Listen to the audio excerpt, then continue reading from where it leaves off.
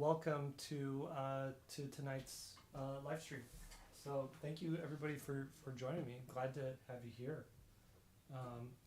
I didn't set up my overhead camera yet, so I'm going to do that really quick. But if you're just coming in, let me know where you are. Benjamin Twombly says he's currently existing, so that's good.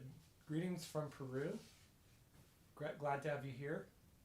Let me know where you're watching from and what the weather is like. Right there. I'd love to know that. I'll let you know. For me, I'm in Arizona, and in Arizona we have heat right now. It is just hot and dry and sunshiny. There's a little bit of cloud cover, but nothing fancy. And just want to thank everybody who came to the last live stream last week, or yesterday I think it was. Yeah, days are just blurring together right now.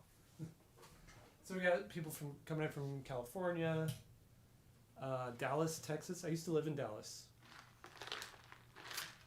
I actually lived in Carrollton and worked in Dallas. I love that place. It was a nice place. Is that better? I forgot. I didn't have my microphone down there. Okay, you can turn it down now. It's 80 degrees in California. That sounds really nice. Rainy in Florida. I wouldn't mind a little rain.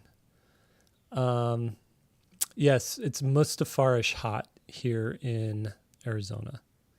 That's for sure. South Carolina, you got rain. So some rain on the East Coast in the South.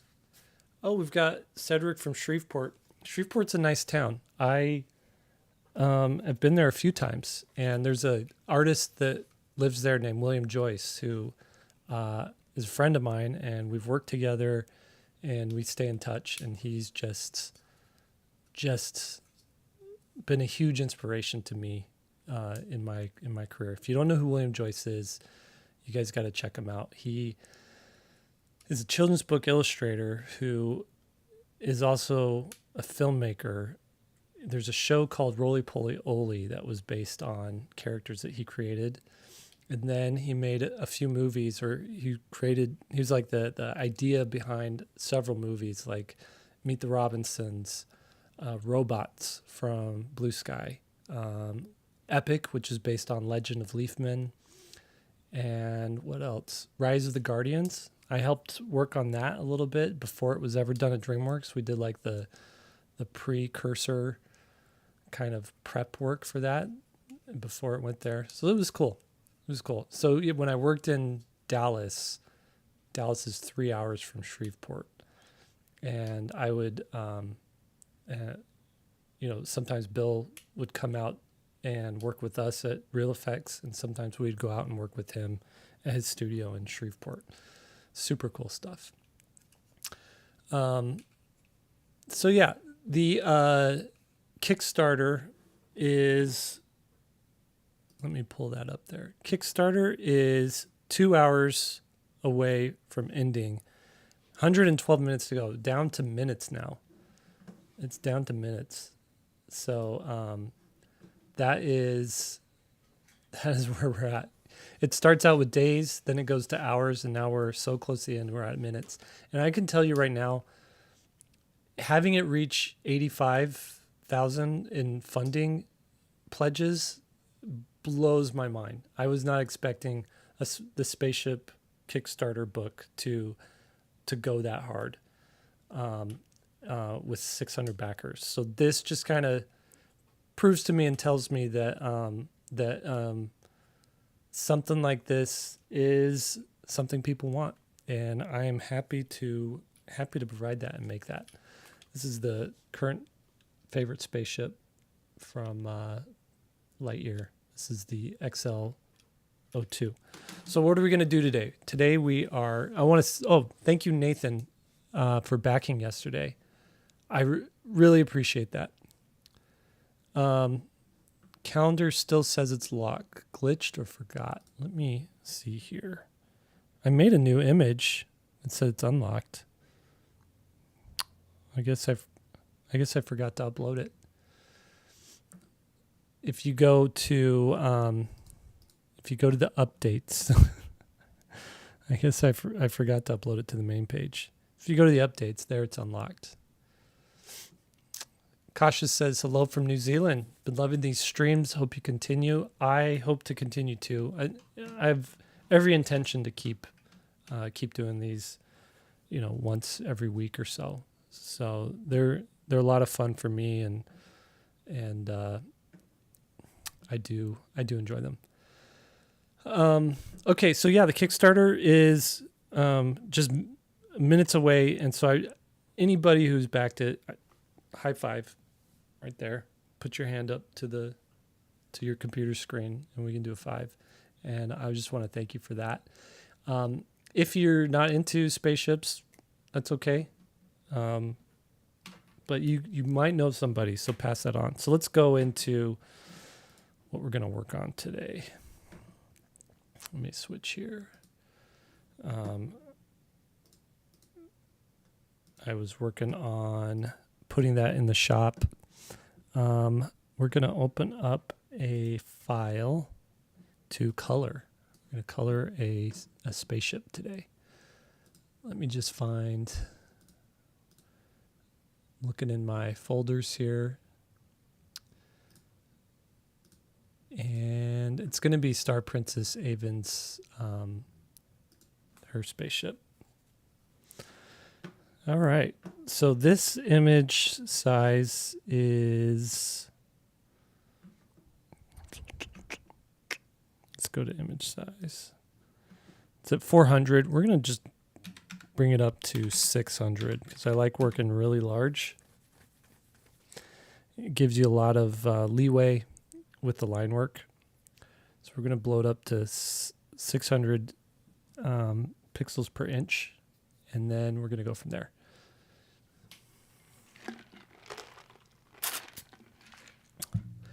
I don't know if you guys remember this. This is a drawing I did back for Inktober last October. And I did a few spaceships, a few characters going along with it. The whole theme for this last Inktober for me was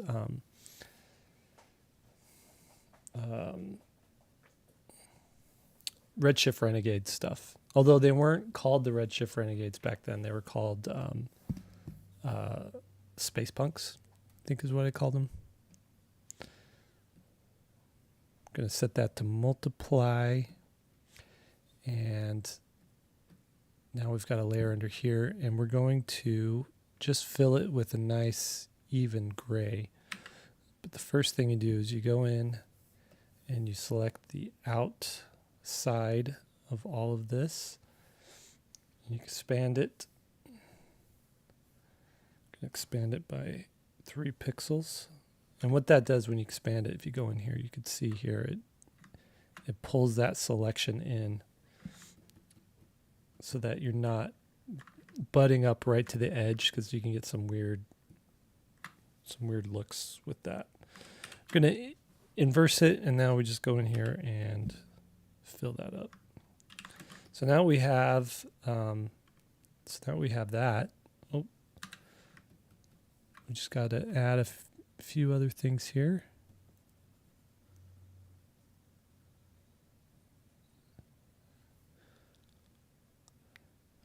We are been asked if we're just coloring today. We're coloring today. We might draw a little bit too, depending on how long this takes. I got a lot of flack from my friend yesterday for putting the Millennium Falcon at 10th place on the top 10 spaceships.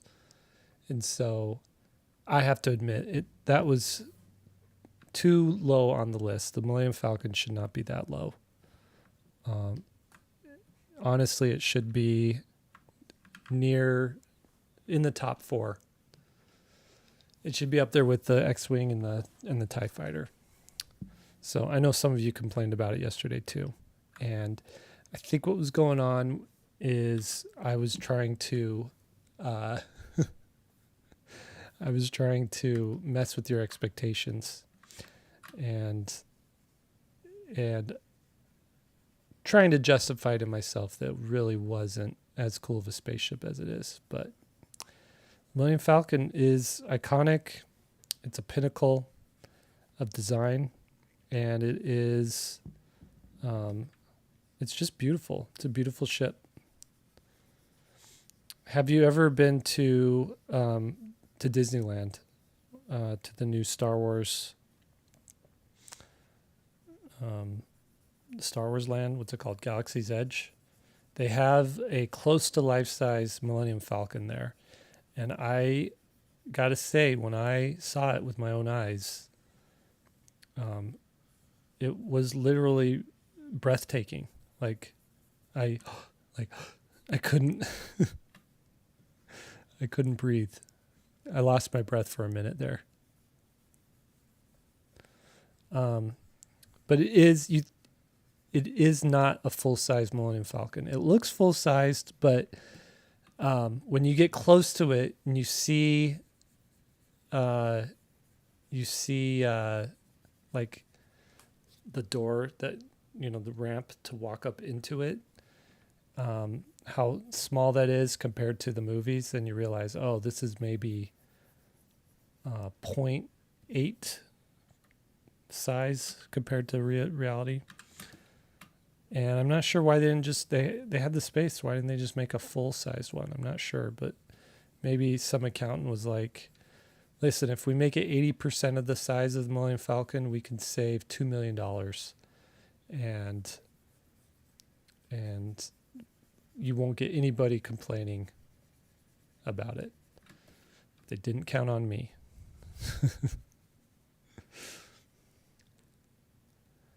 Stupid COVID derailed my trip to Galaxy's Edge. Oh man, I'm so sorry about that. Stupid COVID has derailed too much.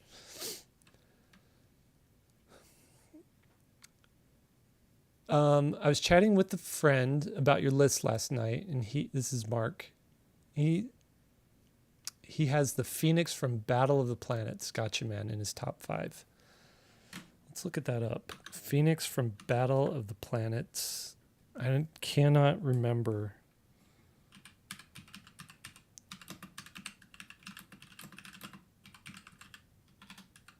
Can't remember what that looked like. The Phoenix. Let's go to images. Oh. I never really watched Battle of the Planets, but I could see the appeal here. It's got cool colors. Definitely it's a retro, like this is definitely a 60s styled, maybe 70s styled, no, definitely 60s styled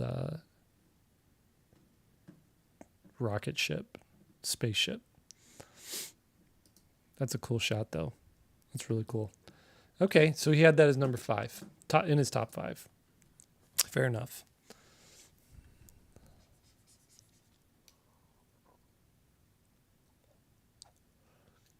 Yeah, you got to keep trying to get back to Galaxy's Edge, because if you're a Star Wars fan, it's worth whatever you got to do to get there.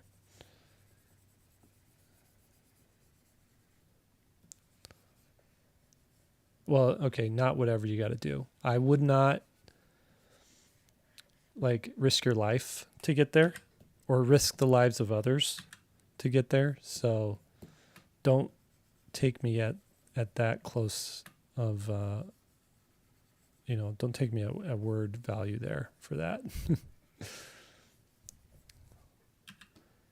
So I was talking to Allison right before this. She was saying, hey, you got to go live stream on Instagram, because I haven't really posted on Instagram lately, and tell people about the Kickstarter. So I did that right before I did this.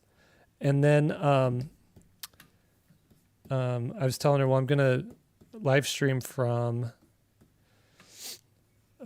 on live streaming from 6 to 8:30 to the end of the Kickstarter, and she and my kids were like, that is way too long to live stream.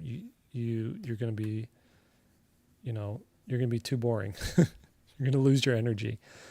And I already told people that I was going to do this, so that's why I'm doing it here. But I'm wondering, is that too long for a live stream? And if you watch a live stream, how much of it do you usually watch? I usually, when I'm watching a live stream, I'm good for about 30 minutes. Unless I'm, there's some days where, I've got nothing else going on. I can just have an afternoon clear to like create something. So I will listen to a live stream for a couple hours, but I see people do it for like 4 hours, 6 hours. I'm just like, how can you maintain, the energy for that for so long? But I'm wondering, I usually do these for like an hour, hour and a half. I'm wondering, is 2 hours too long? Let's go in. We need to pull up reference. So we're going to do rewards, fill and prints, even ship color. I want to get this color right.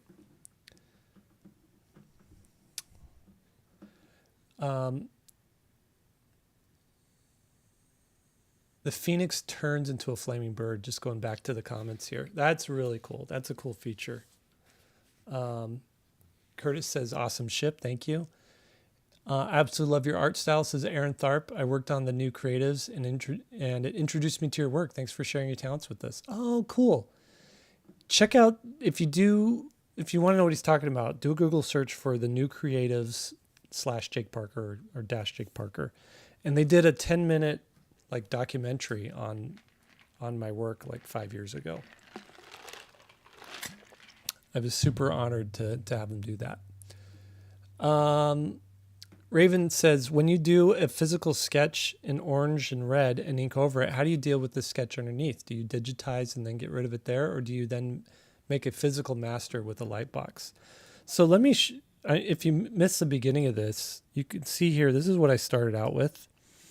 You could see I've got this orange underneath here. And all you do is you scan that, you bring it into Photoshop, make a new layer. And then there's this little feature here, and make sure it's high resolution. So this is 600 DPI. You go into adjustments and you just hit threshold. And what threshold does is it turns it into a black and white image.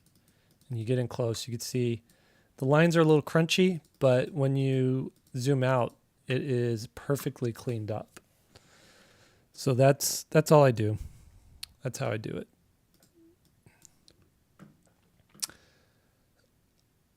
Whenever I watch, Nathan says, whenever I watch a live stream, it's always just background noise. And, that's a good point. I had a friend tell me that live streams are essentially AM radio for millennials and Gen Z. AM radio for boomers and for, I guess, what my generation is like Gen X. I'm a young Gen X. I'm definitely Gen X. I'm not a millennial, but although I have some millennial tendencies, I kind of wish I was a millennial sometimes. Gen X and boomers would just listen to AM radio. They're either talk radio or sports or whatever. It's just something to have on in the background, and usually streaming and Twitch kind of fills that for people. Okay, so here's our. This is kind of a very cool purplish gray for her ship.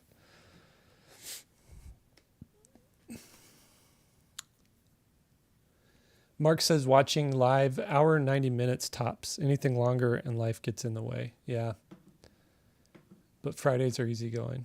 It's not too long. I draw with it in the background. So that's kind of the consensus here. Is if you're just here to like have things going on in the background, then it doesn't matter how long I'm doing it for. It's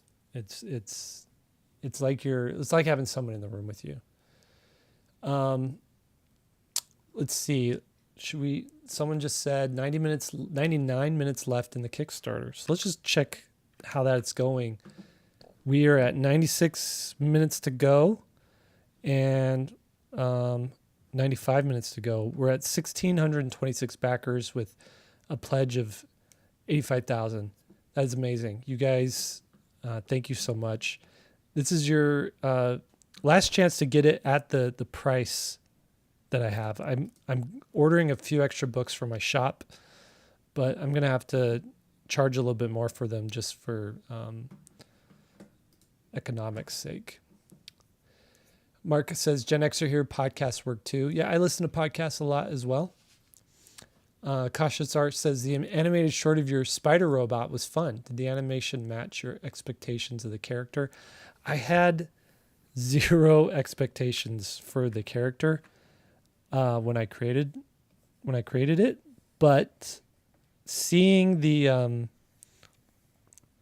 animation was like, oh yeah, they nailed it. They got it right. It's so cool. And if you don't know what I'm talking about, this is from my newsletter today. Raise your hand if you get my newsletter every Friday. My newsletter is,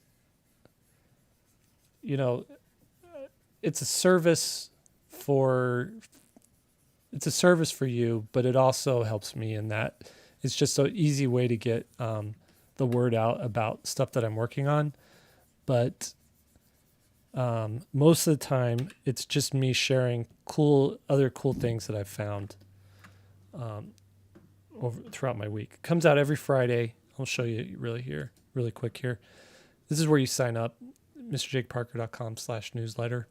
Just put your name and your email there. And what you're going to do is you're going to get an email in your box every Friday that's something like this.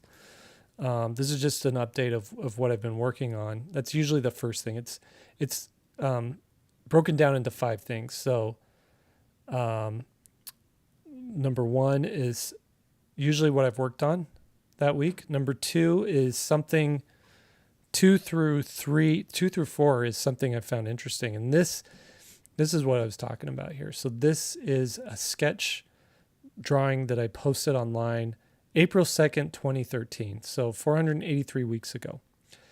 And about 5 years ago, Keel Figgins is a modeler / animator rigger guy. He approached me and said, hey, I'd like to model this and sell the model on my website. And I'll just give you a cut of everything that's sold. And so I was like, yeah, sweet. Absolutely. I'm not doing anything with that design. Knock yourself out. So he made this really cool model of it. And you can compare it to the two. He just nailed it. And then this week, there's an animator named James Brown who made an animated short with the Spider-Bot. And it has like a David Attenborough narrating it. It's like a nature short. So that's super cool. The other thing I shared today was this Gap Gop is an artist from Thailand. And they did this really neat kind of Ghibli-esque Star Wars art, which I thought was really fun. Look at the proportions on Vader there. This is super cool. And then the other thing I shared today was the Boulder Mobile. This Japanese auto enthusiast made this super cool car inspired by the Boulder Mobile in Wacky Racers, which is this thing right here.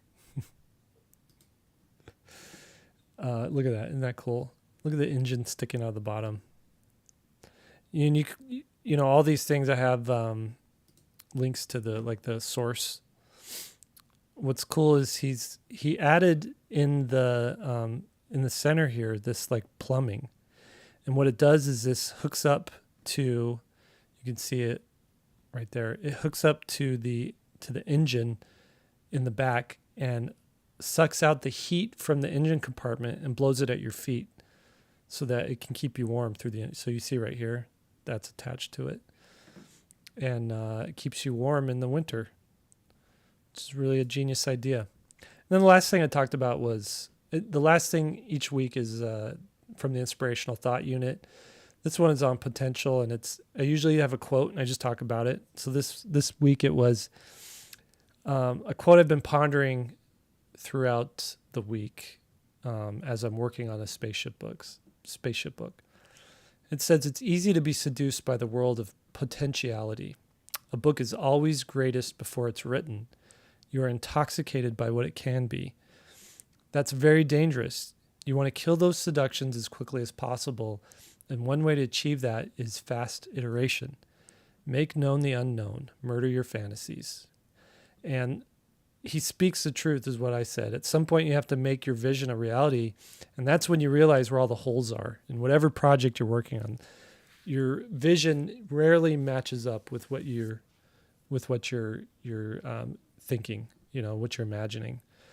And so the point here is that you can get really frustrated when that reality doesn't match your expectations. So the key is to make a minimum viable version of it and then build it out from there. And then my advice is don't lose sight of that original vision, though. That's what's got to keep you motivated, keep you going. So I let the vision guide me, but I don't let it derail me. And that's usually the last thought of the email. And again, if this is something you want to get in your inbox every week, you just sign up here, mrjakeparker.com/newsletter, and you can go back through and read all of them. I've done 146 of these now. 89 minutes left, 1,626 backers. Time is getting short. See a lot of hands raised. Thanks for doing the newsletter, guys. Benjamin, see you. Just saw your note that you're leaving. Sorry you can't stay the whole time. It would be cool to see an animation of Catbot, Efren says. All right, let's get back to drawing here. Where's the other? So I have the other one here for reference, just for color reference. So we can go in, make sure all of our colors are working right.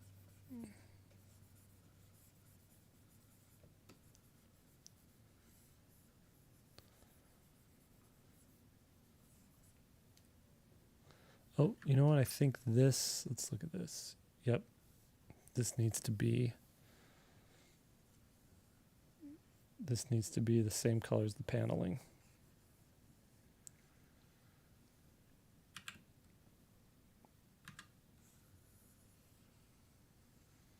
There we go.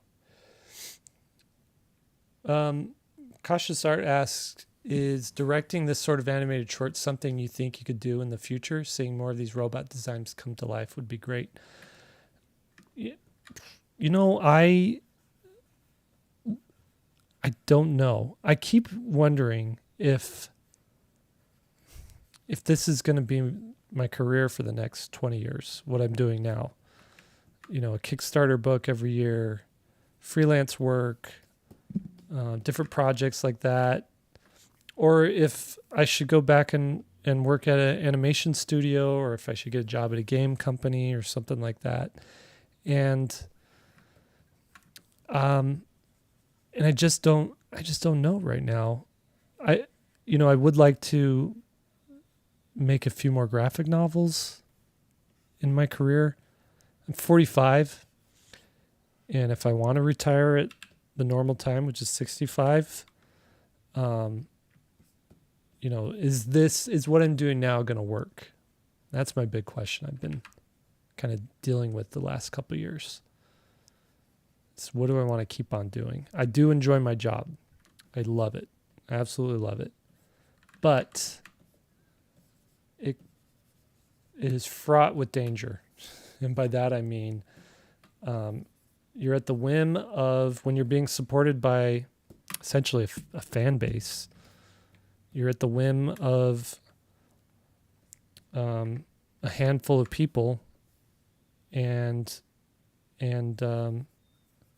if the economy goes south And if things aren't going good for people, then it's hard for them to support you, right? And if you hurt yourself, if I hurt myself or anything, then it's like I better have some passive income in place, because right now a lot of things that that I do to make money require me to actually show up every day and work. That's why I try to have passive income stuff in place, which I think is important for any artist to do, if they're wanting to make a career out of this.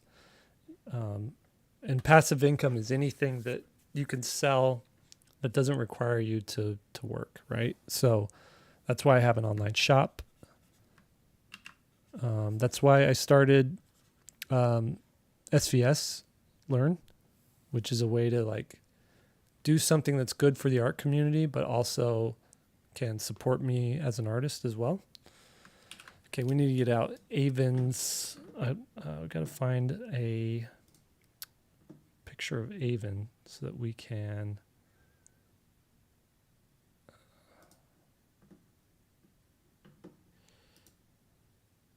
Let's see here. Got to get her color right.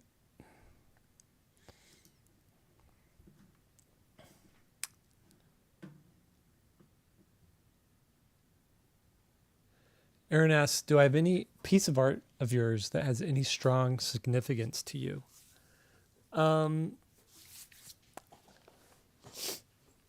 Anything that's strong. I usually like to hang on to pieces of art that are like the first of something that give me, where I have a real aha moment where I understand something. And so I'll usually hang on to those. We have art hanging up on the walls of our house that I've made, and it's usually a portrait or something that I've done of a family member, one of my kids, or something like that. If it's a particularly, a lot of my art that I do create, I go into it, okay, I know the answer to this. A lot of my art that I do create, I go into it thinking, this is something that I'm going to sell. So I don't get too attached to it. I just know someday I'm going to sell it, and it helps to not, that just helps to not like have this emotional connection to it. Otherwise I wouldn't sell anything. 'Cause all the art that I have just sits in a flat file, or it sits in a sketchbook, and it's not doing me any good in there. So it might as well be in someone's hands who can really appreciate it. Right. But the things that I really do have a hard time selling, would ever have a hard time selling, is my sketchbooks. And that art really does have meaning to me, because the sketchbooks are like where I think where I have growth, and where I've had significant growth and aha moments, and I can usually pinpoint, looking at a drawing, and can remember where I was when I drew it. And I don't usually draw in my sketchbook thinking I'm going to sell it, It's a much more intimate kind of experience. So yeah, my sketchbook is the art that I'm most attached to. Mark says, I'm asking myself the same question, Jake. I'm a 49-year-old senior creative director. I love what I do, but often find myself asking what's next if I have 15 years left in the career.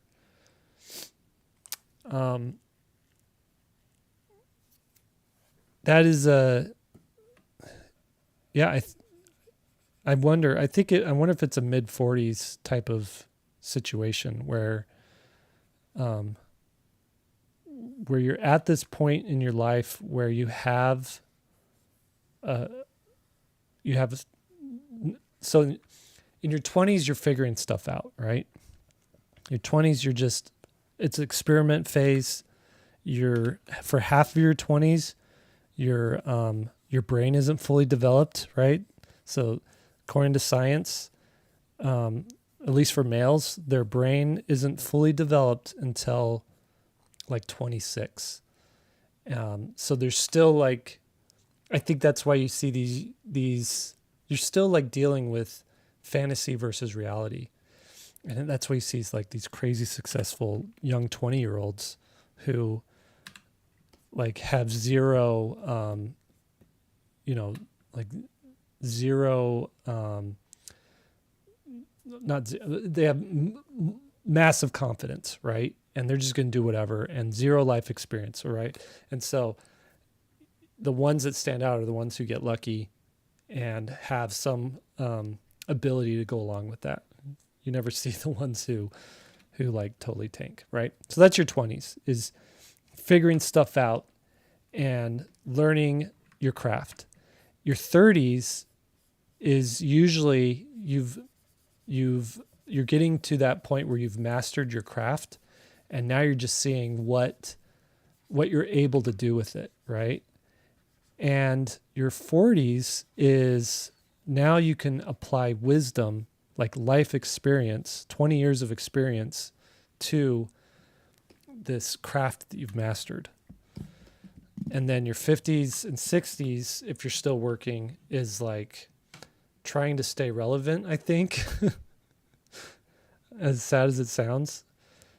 Trying to stay relevant and keep yourself in the game. And I think in the 40s is when you start figuring out, like, I've been doing this for so long, I have all this ability, but if I'm going to try anything new in life, I better do it now, because I won't be able to do it later, because your health catches up with you.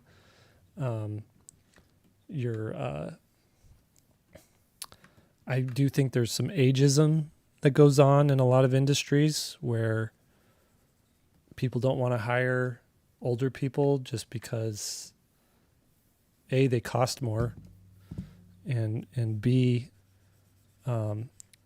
sometimes you're worried that they might be set in their ways and not able to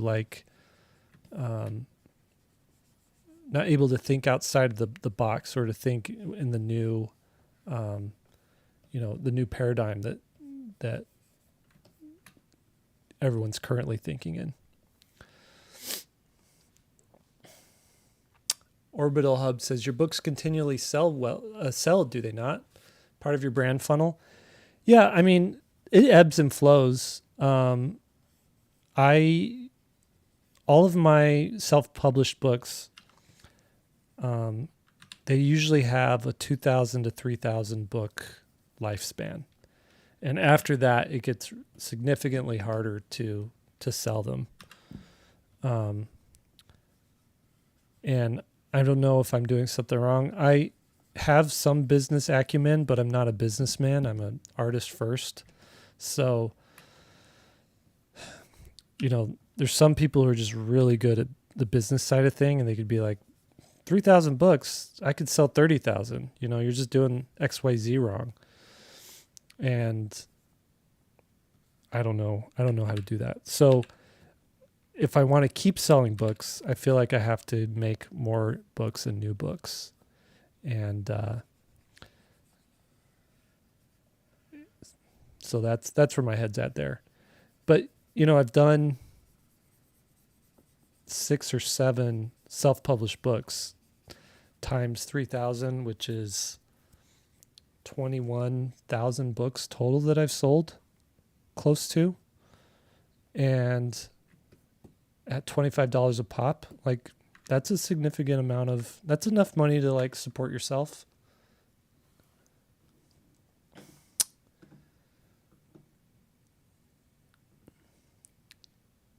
Raven says, I'm now the second Kickstarter that they've supported.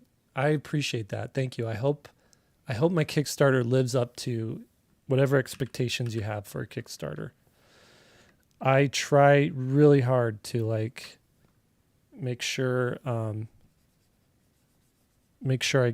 am professional and keep things, keep things like very transparent in the process. Keep people updated. I did get there is times where books don't make it to their destination, and I'll work with people on that. I'll work with people to try and figure out what the problem was there. I have to make sure that I do what's best for the whole project, and don't do anything irresponsible with like the economics side of it thing. But if it's the post office that really screwed up, then we try to figure out to see how the post office can fix that problem. But if it's if it's my problem, if it's something that I caused, definitely I will own up to it and help people with that.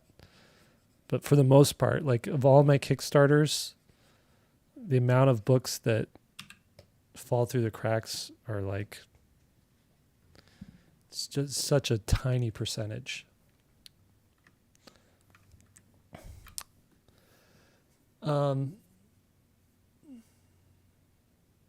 Cautious says, yep, mid-40s, you nailed it. I think I got that right. You got the wisdom, you've got the skills, but here, you know what it is? My nephew is 20-something, and that kid, he's helping me out with all the Inktober stuff. So I just kind of gave him the keys to the Inktober social medias and said, you handle it. Just call me if you have any questions. I don't have time to like post every day or I just don't have time to like stay on top of that. And so he rolls in and he just, from idea to execution is like, he'll have an idea in the morning and he's executing it by the afternoon. Right. And even in his own like business, like he's come up with his own business stuff, and he just is like, I'm all in, I'm doing this, and it might fail, it might succeed, whatever. And I remember being that way in my 20s where it's like, oh, I've got an idea, I'm just going to go do it. What happens at some point in your 40s is you have too much wisdom. Like it's actually, the amount of wisdom is maybe detrimental to doing that kind of stuff. And so you've seen things go wrong so many times in the past that now oh, if I do this could be a problem, that could be a problem. And so it makes you like hedge a little bit more, and it makes you be way more cautious. So ideally, the perfect thing is to have the wisdom and the experience, but also the willing to like take chances, to have the guts, essentially have the guts of a 20-year-old with the wisdom and the experience of a 40-year-old. And I think that's like the holy grail, the creative holy grail.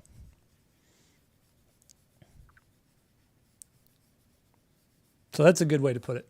20s is guts, 30s is skill, 40s is wisdom, 50s is figuring out what to do with all that. And then 60s, you should have made enough money that you don't have to worry about any of that anymore, and you can just sail off in the sunset and just say, see ya, I'm no longer going to worry about this industry anymore.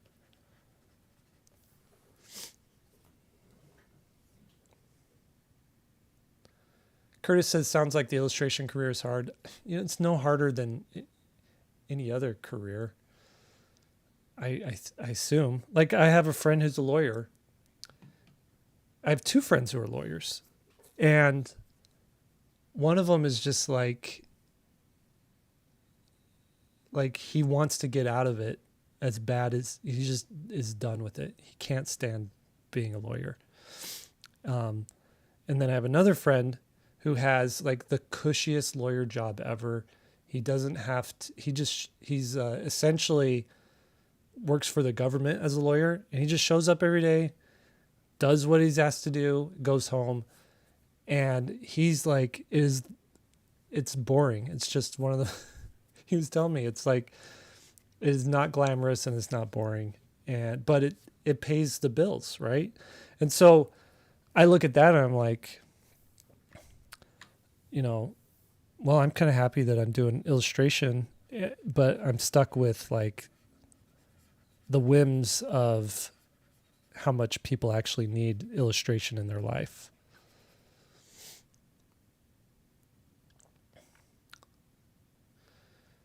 Orbital says, wisdom, experience with the grit and risk taking of the young warrior. That's right. What happens in the teens? Do you know a teenager? Curtis asks, what happens in the teens?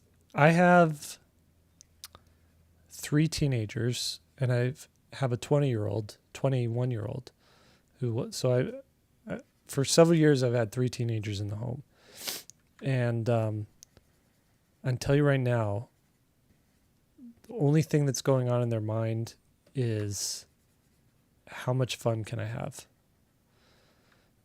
They're still kids. You know, you look at a teenager and you're like, you were, if you know a teenager right now, you're like, you were in diapers when I was watching Breaking Bad. Or what was the show that was on before that? Lost, right? You were in diapers while I was watching Lost. So it's like you have been on this earth for not a very long time. And that's important. Like, I'm not knocking teenagers by any means. I love my teenagers. They're hilarious. They're funny. They are like, they're just good. They've got a zest for life and like the possibilities, but there's so not that much life experience yet. And so I think, yeah, your teens is just figuring out how life works.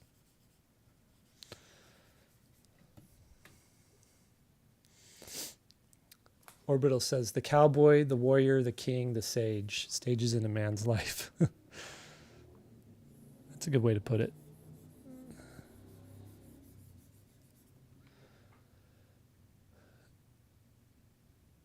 MF says, or in your 60s, you could take the ultimate risks, knowing your career will not suffer.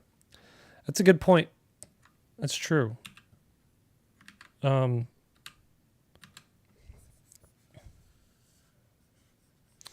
know, and I do know a bunch of 60-year-olds through SVS. People, it's usually women in their 60s who are like, kids are finally out of the house. I have had this passion for illustration my whole life. I even went to art school, but I kind of put that on pause to be, you know, just to do the family thing. And now they're there and they're like, I've got all the time in the world. You know, I've got some sort of retirement or maybe not, but I've got my finances figured out. And so I'm just going to paint all day. I'm going to learn how to do children's books. And that's a good point. Like that's a legitimate,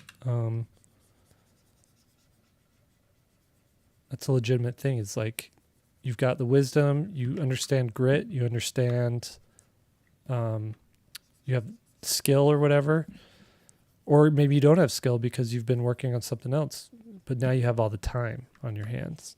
You have the amount of time that a 20-year-old has.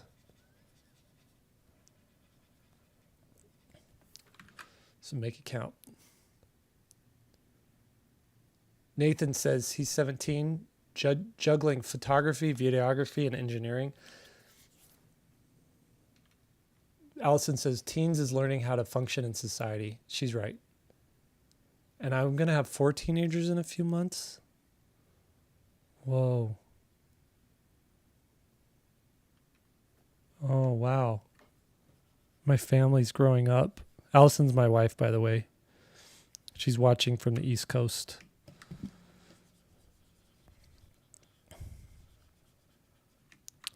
Can't believe it.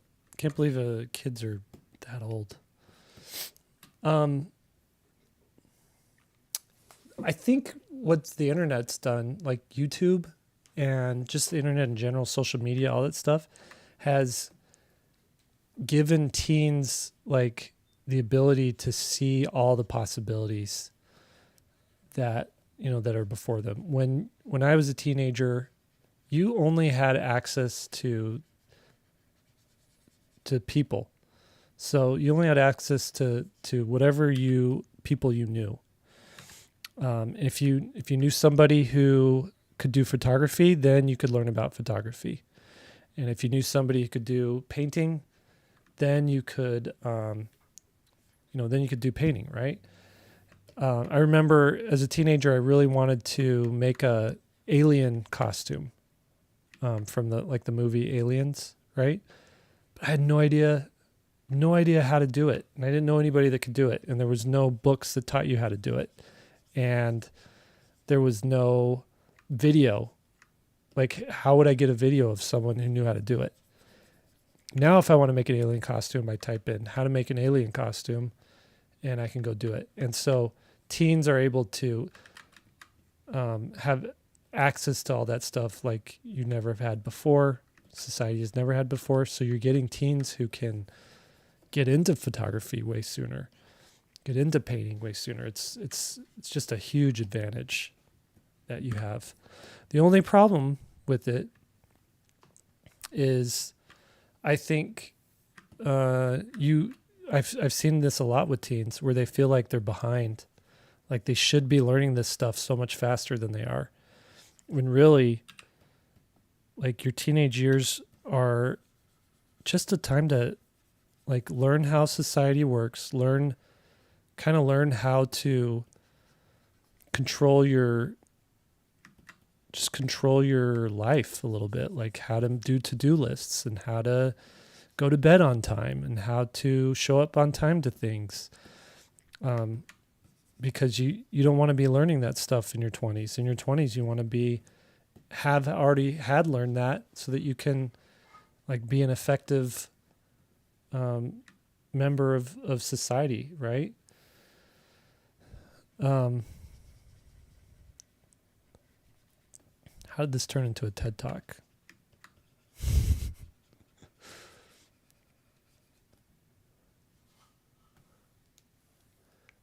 Allison says, Nathan, take the time to really enjoy what's going around you. It's true. Kiara says, more of a technical question. The cross-hatching shading that you do in your comics, how do we go about learning that? How did you learn that? So essentially cross-hatching is, I don't use it much. I usually just do hatching. Cross-hatching is where the hatches cross.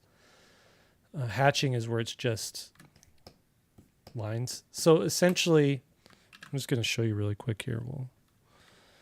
Let's get black going. You have a, we'll go like this. So you have a value here, gray. And if you want to match that gray with a, we'll do 3 values.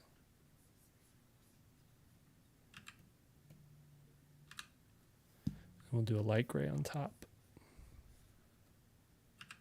Isn't that a beautiful cube? All right, so you have 3 values there. All hatching is assigning a certain amount of line space between the hatch marks to, we're going to make these really close. Assigning, essentially, this darker is going to equal this darker of the shade. This medium space between them is going to be this medium shade of gray, and this wide space between lines is going to be this light side of gray. And the closer together your hatches are, the darker it is, right? And then if you want to build it up, cross-hatching is where you go in and you go across the form the other way. Okay, if you kind of squint at that, you're getting the same 3 values that you're doing there. So really all it is understanding light and shadow. Dark things are if the light's on the top, dark stuff's going to be on the bottom. And if the light's on the bottom, the dark stuff's going to be on the top. And then learning how much line space you need to make between hatches to match that kind of gradient.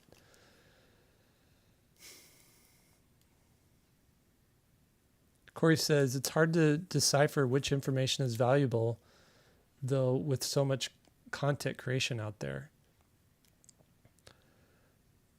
Allison says, and also what's important, whose opinions of you really matter. There's so much wisdom being dropped in the chat here. Corey, that's the key. Allison says, my advice is consider the source and what their desire for you are. Those who want you to succeed will likely have the best advice for you. She's got a point. She knows.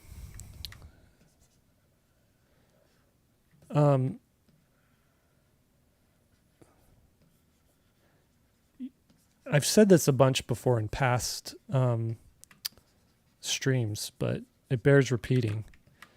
And that is, you need to have 5 types of people in your life. You need to surround yourself with 5 types of people for success. And I got this from a YouTube video that was posted in my Discord.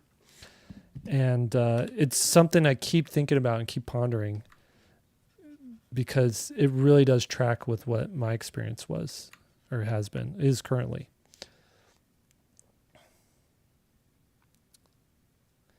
And that it's, sorry, I was reading the chat there. So the 5 type of people you need to have in your life, the first, and then in no particular order, but the first one is the professor, right? And this is a person who has like book knowledge of whatever it is you're trying to learn. They have enough knowledge in this subject matter that they can just tell you how this particular thing works. They've studied it. They know the ins and outs of it. But if you ever have like a question, you can go to the professor, and that's just a name for him. It may not be an actual professor, but you can go to the professor and say, hey, how does this work? Okay, the second one is, and it's sort of the yin and yang of the yang to the yin of the professor, and that's the professional. The professional has practical knowledge of the subject matter. They're in the trenches. They're working in that particular field right now. They know the current status of the current knowledge of it. Professor is more foundational, and the professional is more current in their knowledge. Okay, and then the third type of person you need to have in your life is is a mentor. And a mentor may be a professor, they may be a professional, but their key difference is they know you. They know you and they care about your success. And so they're going to give you advice that applies specific to your situation. Okay. Now the third person you need to have in your life is the producer. And a producer is usually someone higher up in the food chain or in the ranks of whatever field it is that you're trying to learn. This is a person who connects people together. They'll connect the financing with the creative.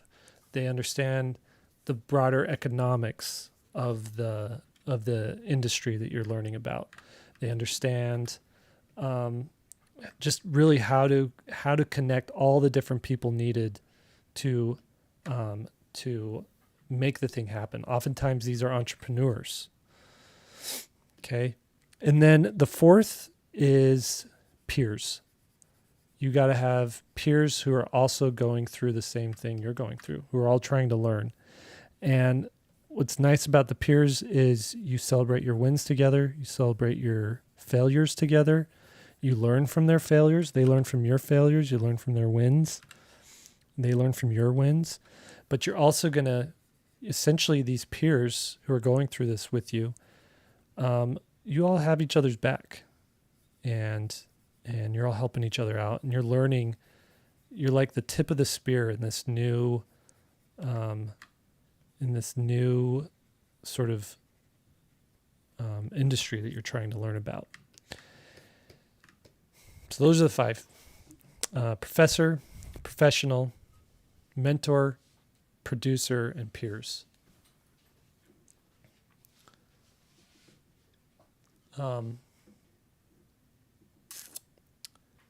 Mark Vanderbook says every CEO has a board of directors. Find the right people for your board and use their expertise to inform your strategies and opinions.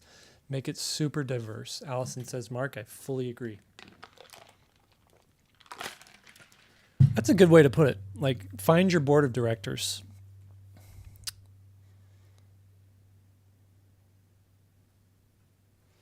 Okay, I forget how Avon's ship the stripes go. I don't have it memorized yet. So we're going to open up Redshift Renegades comic and just pull it up there. I'm finding it.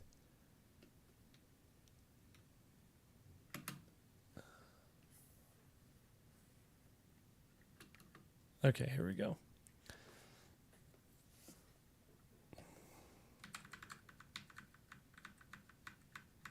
There it is. So it's got a stripe. Okay, that makes sense.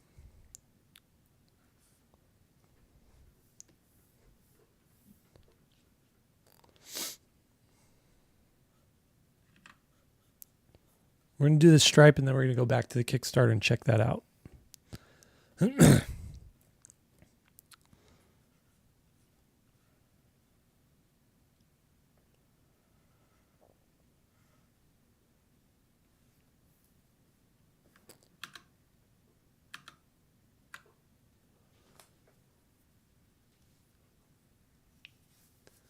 Kasha says the quote in your newsletter about potentiality being intoxicating was great. It's something I stuck with on my projects. However, it's also been critical to motivating me. That really resonated with me. Anybody who creates anything for a living, you just have to watch out for that. Oopsie. And even like Alison will agree, like even with a recipe, she's, by the way, is a fantastic cook. And essentially you have this, like, before you made it, you have this vision of what it could be. And then as you start bringing it into reality, it becomes what it actually is. And the key there is just to iterate, to understand that you're not making the final version the first time you're doing it. You're making the first version. And once you have that in your brain, like, I'm just working on the first version of this, not the final version. I think it sets you up for better success.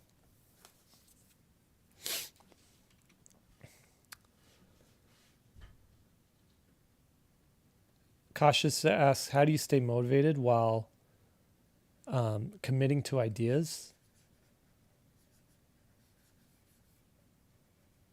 Like, yeah, so I guess essentially, like, how do you stick with an idea instead of abandoning it, when it gets rough or when it gets hard or when it looks like it's not going to pan out the way you thought it would? How do you stick to that idea instead of moving on to the next idea? It's difficult. It's hard. But the important thing is keeping that vision alive in your mind of what the final thing is you want it to be. That's what I do. I sort of write the headline in your mind for it has been really beneficial for me. I'll write the headline. I'll say, like for this Kickstarter, this Kickstarter that I'm doing right now, the headline in my mind would be artist launches 6-figure Kickstarter, has massive success. That's the headline I want to read on. If there was a actual website, like reporting on this Kickstarter, that's the headline I would want to read. And so you keep that headline in your mind, and then it motivates you. It's like, well, is what I'm doing today going to get me that headline? Is what I'm working on now going to take me closer to that or bring me farther away. And that's sort of what keeps me motivated. Okay, I think we've laid in all of the colors here.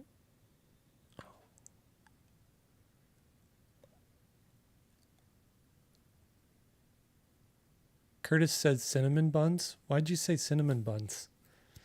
You're making me want to have Allison's cinnamon buns that she makes. Do you know about those? She makes the best. She.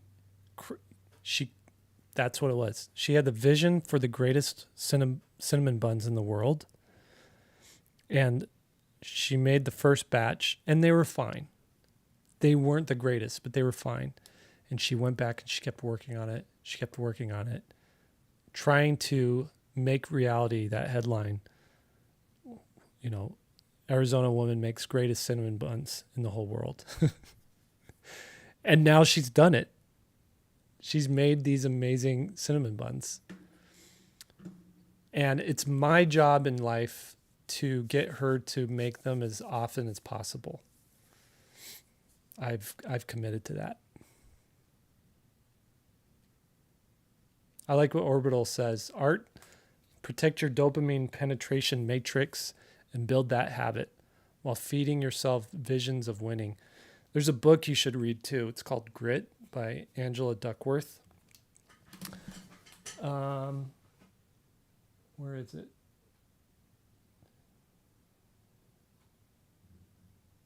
It's on my shelf back there somewhere, but it's a good book. It's like it's all about she like wrote an entire book of like, why are some people so darn persistent and other people give up so easy? And she just breaks it down over the course of 300 pages. I actually think I have a quote in there. Motivation. Let's see. This is my quote book, by the way. I'm gonna just show you this really quick. Over here. So I have a book here. Anytime I come across a quote that I think is important, I'll write it. I have it all organized by topic. So we've got creative bank account, we've got analogies, we've got human nature, resistance and problems. And I believe there's one in there from her. I can't remember where I actually put that one. Motivation, maybe?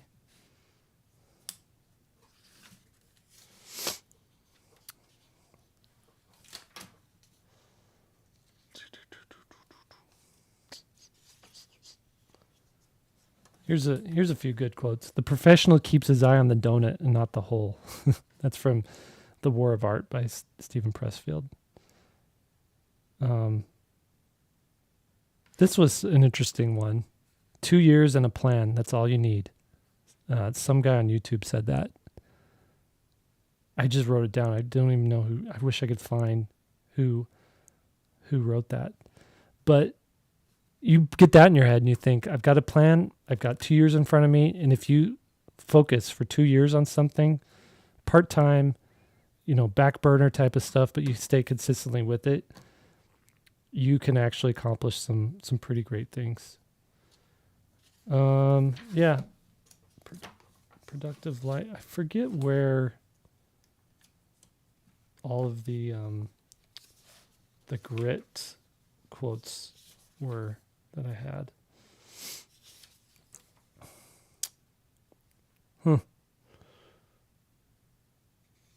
There will never be a perfect time to do something that stretches you. If you were ready for it, it wouldn't be growth. James Clear. Anyways, I recommend doing this. Is just a thing that it's called a Commonplace book. Google Commonplace book, and you'll see how people do this. But you just go in and if you hear something that you want to remember, you write it down, and you can organize it by whatever. It's super handy when you need to write something. Whether you need to write, like in my church, we every so often you get asked to speak in church. Like you have to write a talk for church. And that kind of thing is really handy for that. But oftentimes I just use it for like the inspirational thought unit.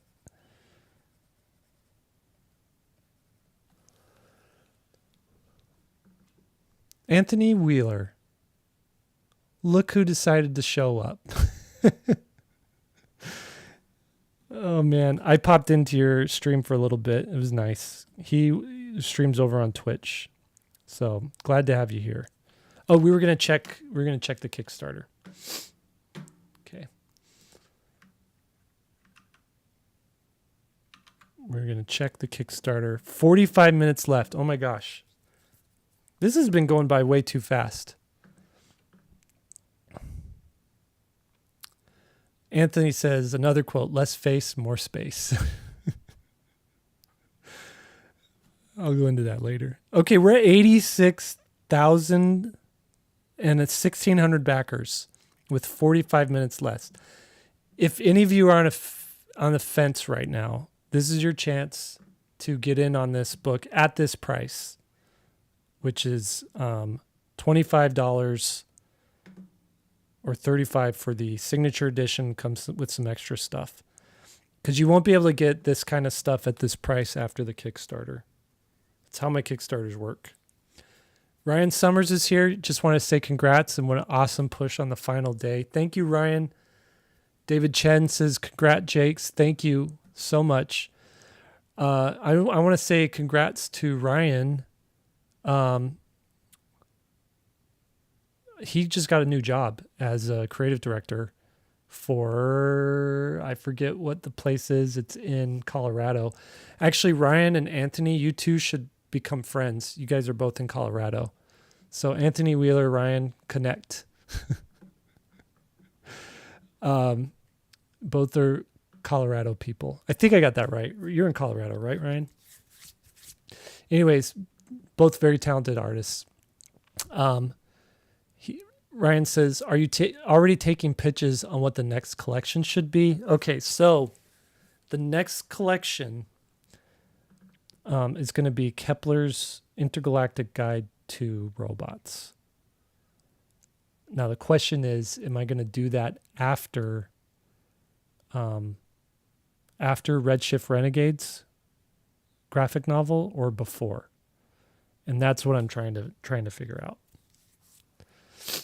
So there we go. That's the plan. Because I want to do. You saw the Redshift Renegades comic. This thing. This right here was my original plan to kickstart this instead of the Spaceship book, but I ended up putting together a pitch for this. And decided to hold off on kickstarting the book while I try to see if a publisher wants to do it. And in the meantime, kickstarted a book I knew no publisher in their right mind would say yes to. A book about sci-fi spaceships that isn't Star Wars and isn't Star Trek? No, thank you. But the people who backed it know that I love early adopters, people who are like, it doesn't have to be a property that is owned by a mega billionaire corporation for me to enjoy it. I want something that's created by an actual like individual artist. So thank you for that. Ryan says, robots, backing it now. Where can I send my money? Not yet. Hold your horses. Allison says, Redshift Renegades first. Okay, absolutely. She's the boss. So she always has great advice, and sometimes it takes me a little while to see it, but it really is. She really knows her stuff. That's for sure. Ryan says, I legitimately think you leveled up immensely from Skyheart to Redshift Renegades, Jake. Storytelling was awesome, and you caught fire with this colorist. Yep, the colorist is Anderson Carmen. And he actually reached out to me. He's like, hey, I want to color your stuff. So I gave him a test. It looked good. And then paid him to do Redshift Renegades. Austin Shirtlift's here. Hey, good to see you. He's another Arizona buddy. He works with me at SVS Learn. And he agrees with Allison too. Mark says, can't wait to get the Spaceship book in my hands. And yes, RSR first because I love Skull Chaser. Okay, so that's it. You guys have spoken. That's the order. It'll be Redshift Renegades first. Hopefully you can launch that in winter 2023. And then this time next year do the Robots book. Orbital says yes, and let's be honest, we want new sci-fi IPs that rock. And thank you, Ryan, for the love on how I leveled up. I did try to take it to the next level. So I'm glad that's noticed. Raven says, why Kepler and not Webb? Kepler sounds more sci-fi-ish. Webb doesn't. That's why. Orbital says, do Redshift 2. It looks hot. So let me just pull this up again. What happened?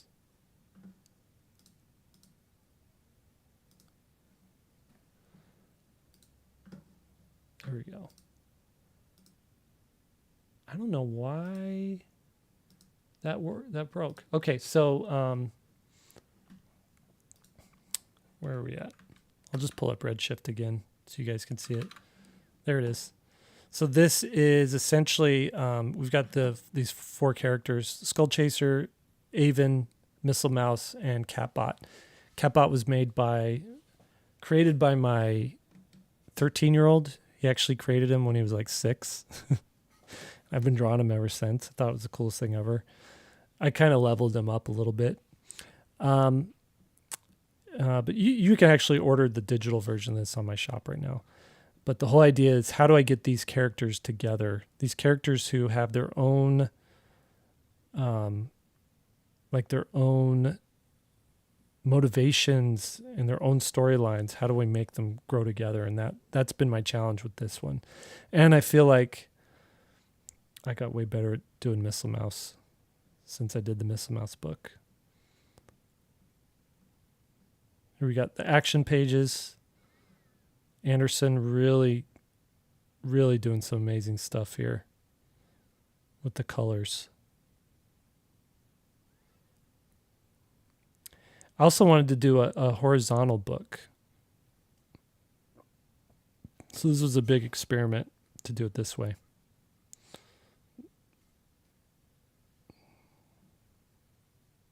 Now I'm mad. I don't care. Pop. And then it wraps them up. And then we got to see Avon without her spacesuit on, in more like a relaxed mode inside her ship. This frame was big help in doing the cutaway. This code right here I actually copied from NASA. I went to nasa.gov and found code that they had posted online for one of their satellites, and I just copied and pasted that and changed a few of the words in there. I like this view of the ship too. And a little bit about the galaxy in the back cover.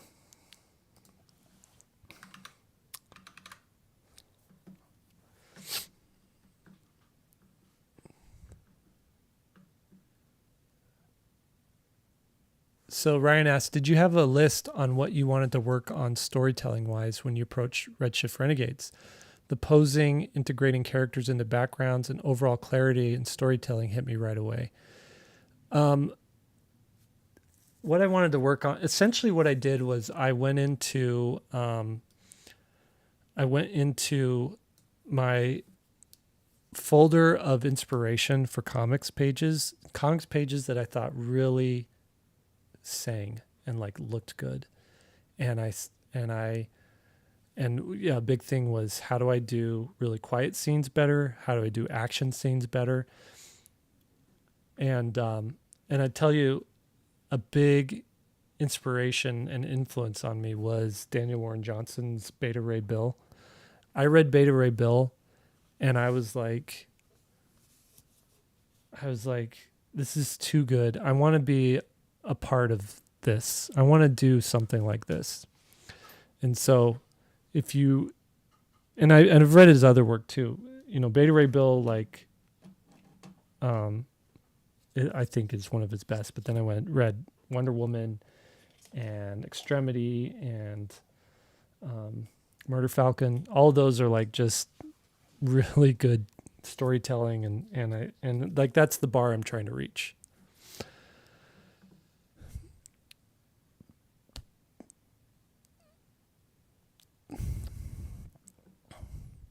I agree with Orbital.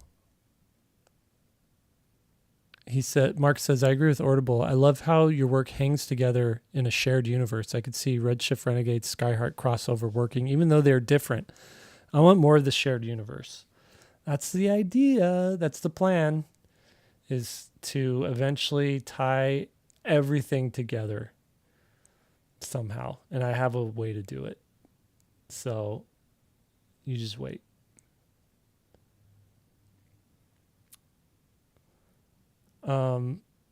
Ryan says DWJ is like Paul Pope and Jack Kirby combined.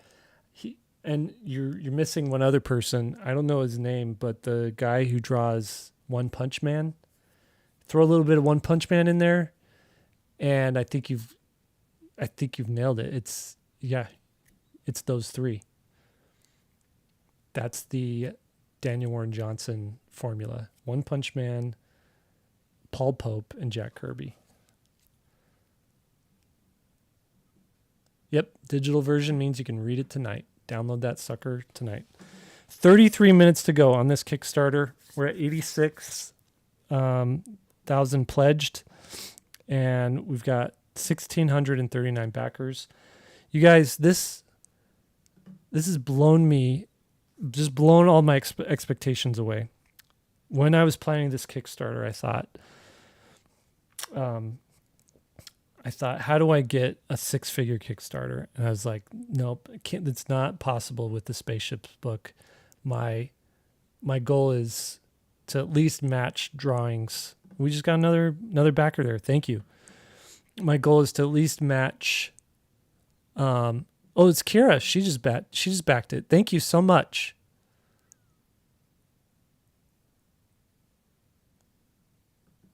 Thank you so much for that.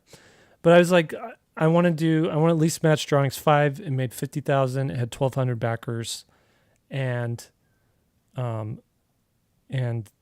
we just blew past that like a week ago. So this is awesome. Ryan says, okay, I'm on the Redshift Renegade ship now. If for anything, so I can pitch Jake on letting me make an animated pilot for it after he publishes. We need a Jake Parker cinematic universe. Okay. If you have the resources and the people in place to put something together, I'll get the funding, and let's make it happen.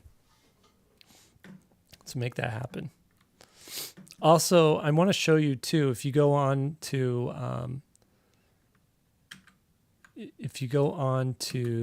the shop, there's also a little 10-page Redshift Renegades one-shot. And so you notice here, these guys don't have blasters. And that was a note from my agent. And she's like, listen, you want to take this out to publishers, you got to get rid of blasters because guns are too touchy right now, right? And I was like, blasters, like that's a key component of like sci-fi westerns, which is what this is. How do you do a western without a 6-shooter, right? But I appreciated the challenge because it made me really think out of the box, and I think it made these characters a little bit better. So we've got Skull Chaser. He's got a grappling hook. And then we've got Catbot, who just has like super sharp claws. And then I gave Missile Mouse these like power gloves.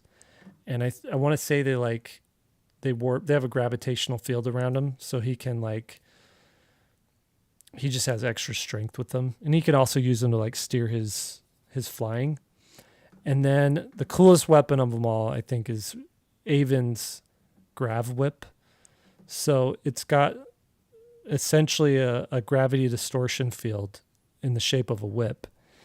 And this I think right here is one of the best pages I've ever done. Really happy with how that one turned out. This one, actually all these pages, I'm really happy with this test, or this short one shot. So you could see here, she can whip somebody and grab them and then float them in the air. And then, they're all vying for the same guy. They're all trying to get him. And then we have this huge clash page where they're all coming together at the same time. And then the gag is they're fighting for him, but because they're fighting each other, this guy escapes. And then they're all like, what? Where is he? Yelling at each other. They're doing the Spider-Man thing. And then it's got a little concept art in the back. So yeah, be sure to check that out too. That's only $2. 29 minutes to go, 641 backers. Again, thank you everybody for doing this, for backing this thing. Dylan says he just backed it as well. So this looks great. Thank you for backing it, Dylan. That's amazing. I really appreciate it. You rock, as Allison says. Big smiley face to you. 29 minutes to go on the Kickstarter. Allison's saying, so maybe I should draw something. It's not very subtle. Where'd my pen go? I lost my pen. There it is.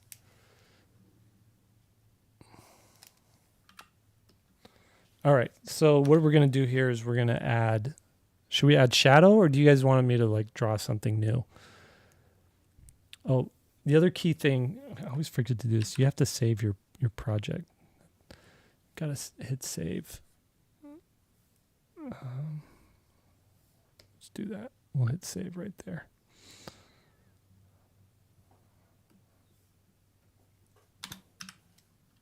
There we go.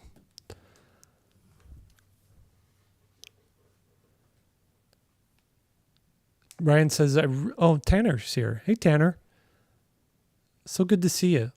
Tanner was my assistant for many years, and we spent a lot of time together. I kind of miss him. I don't kind of miss him. I really do miss him. So I hope you're doing good, Tanner. Ryan says, I really think having to switch from guns forced you into making something super unique. And when it's animated, the toys are going to be so much cooler. MF says, well, I agree with that, Ryan. It does. Because the thing I looked at was, look at the Avengers. Here's a really cool sci-fi-ish but superhero property. And you don't get guns for the main character. The main characters don't have guns, except for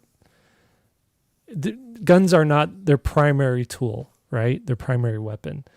They either have massive strength, or they have a floating hammer, or a shield that ricochets.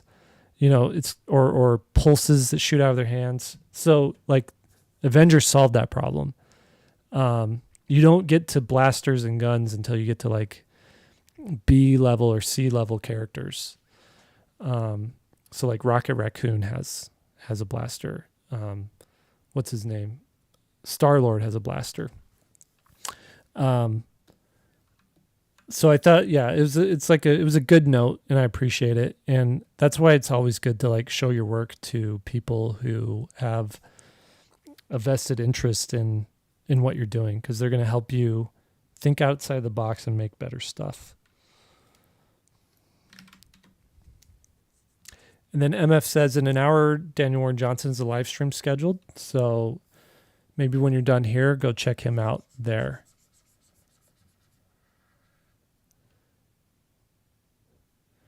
Yeah, the new weapons are a great shortcut into their personalities too. I want to point out something really quick And I'm going to pull it up here. If we go to, this is my JP Central Discord. If you go into comics, I posted this thing in there about the Ninja Turtles. I'm just going to read this really quick. And this is about their weapons. Master Splinter intentionally gave the Turtles weapons opposite to their individual personalities. And this is something I realized I should try to do with Redshift Renegades. So Raphael, he's the most hot-headed and violent of the Turtles. He wields Sais, a traditionally defensive weapon used in peacekeeping. This is to teach him patience and discipline. Michelangelo is the most scatterbrained and playful of the Turtles. He wields nunchucks, or nunchaku, a weapon infamous for its complexity and ease of injuring the user. This is to teach him to focus and not to take combat lightly. Donatello is the most intelligent and tech-savvy of the Turtles. He wields a bow, a simple wooden staff. This is to teach him creativity and making do with what he has. And Leonardo is the ethical and heroic hero of the Turtles. He wields katanas, the only bladed weapon of the four and the most lethal by default. This is to teach him that ultimately, despite his ideals, he may be forced to take lives to protect people and must never fight battles needlessly. And I just thought that was super mind-blowingly brilliant. And it made me realize whether that was something the Eastman and Laird came up with for the Turtles in the first place or not, thinking that way about your characters is like important, I think, to just add that level of like dimensionality to them. Don't just come up with something because it sounds cool, but come up with something because it has a purpose in what you're trying to do. That's the lesson I learned from that.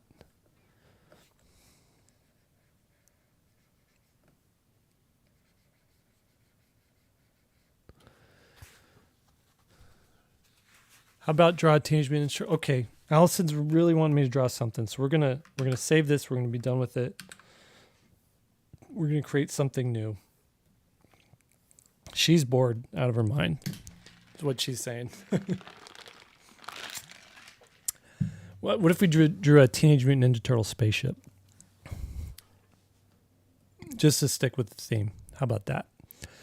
Ryan says TMNT doesn't get enough credit as a franchise or for the thought behind the characters and world building. They've lasted so long. Do they not get enough credit?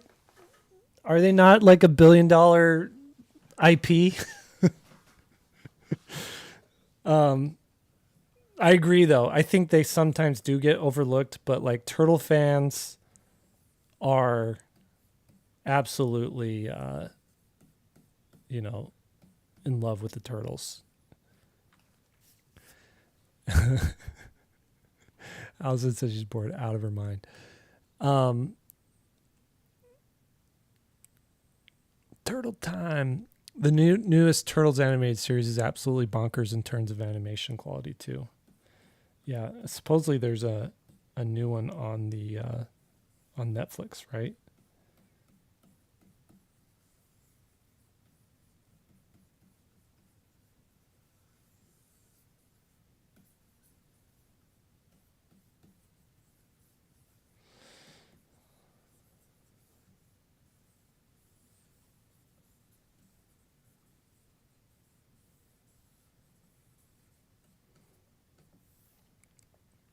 What we're gonna do is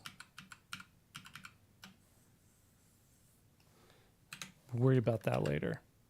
So if this is a turtle spaceship, is it smart to make them just to make the head into a spaceship, or should we do something like the turtles would actually, like Donatello would build? Because I'm thinking, you can add like little spaceship panels. You can add like a porthole on the top. Give it vents in the front and like give it a big rocket engine in the back.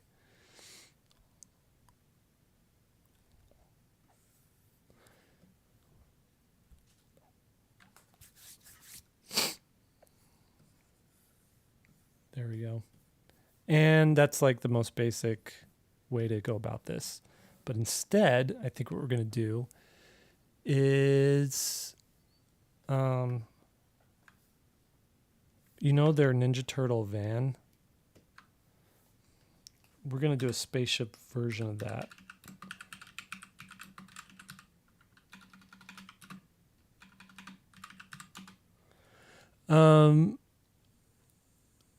Ryan asks, do you miss working in animation at all, Jake? I do. I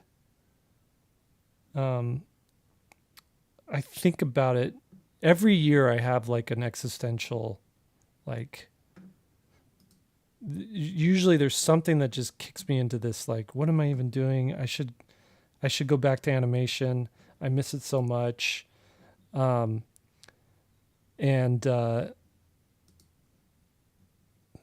that's funny.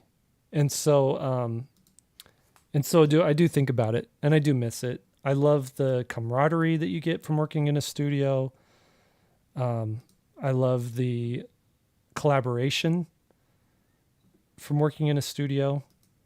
That it's kind of cool. One of the things that drove me nuts was like spending a year working on one scene, right? And that just was a little hard.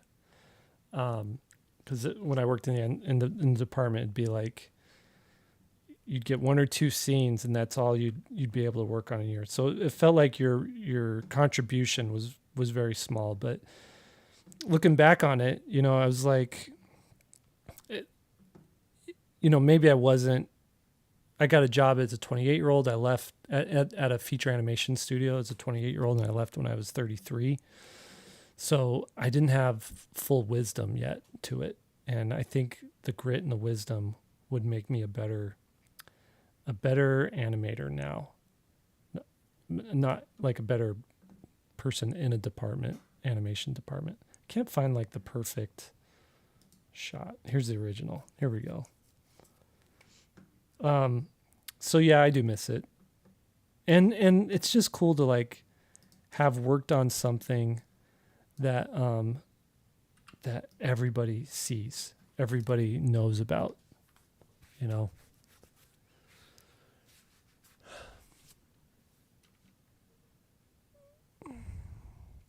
Shredder's Revenge, the video game, haven't played that, but it looks really amazing.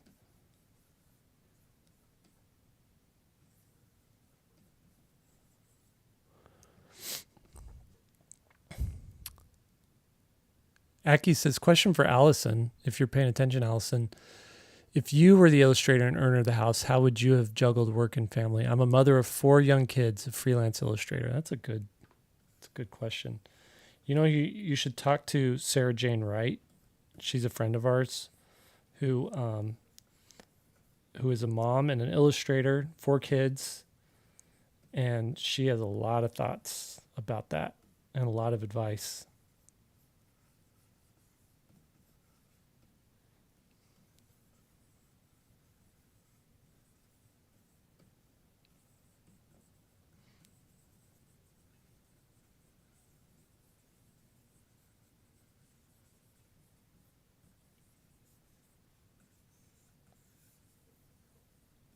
We're going to give it some wings here.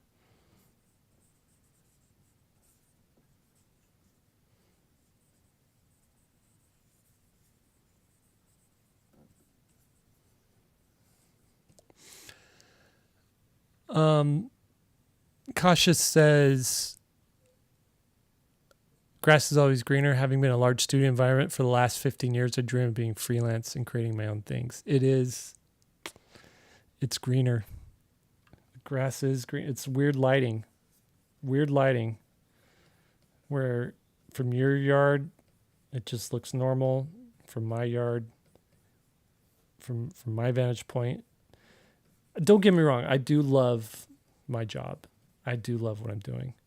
Doesn't mean I don't miss the studio life.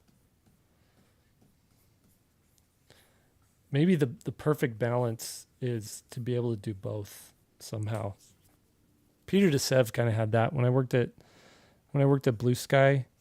He'd come in for 2 days, do some Ice Age concepts, and then go home and work on whatever else he was working on.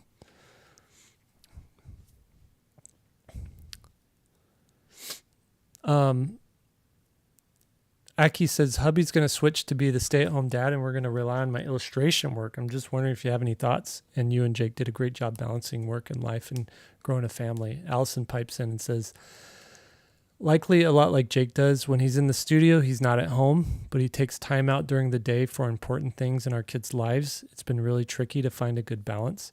It was really tricky at first to make sure we both were left alone by the other to do our jobs.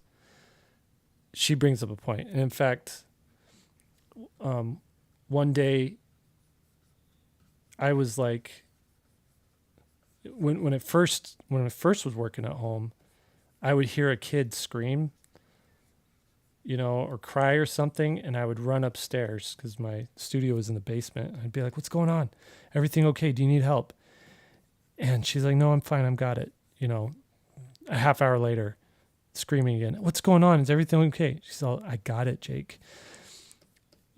Third time, maybe it didn't even take 3 times, but she had to say, listen, if I need your help, I will ask for it.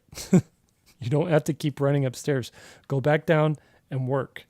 And I thought that was just something I needed to hear. And even more recently, like you can forget. And there might be things that I'm thinking I'm relying on her for that she shouldn't need to be relied on for, that I should just be worrying about on my own, right? And so there needs to be a good, very clear-cut division of labor and an understanding of boundaries, I think, in order for it to make it work. And probably every week or every month to just have like a companionship inventory. Like, here's the things that I think are going well. Here's the things that I think need improvement. Here's what's bugging me. Here's what I don't understand. If you've ever talked to a therapist about anything, they just are like, you have to communicate. You have to communicate with your partner. And anytime you're not communicating with your partner, that's when things go off the rails.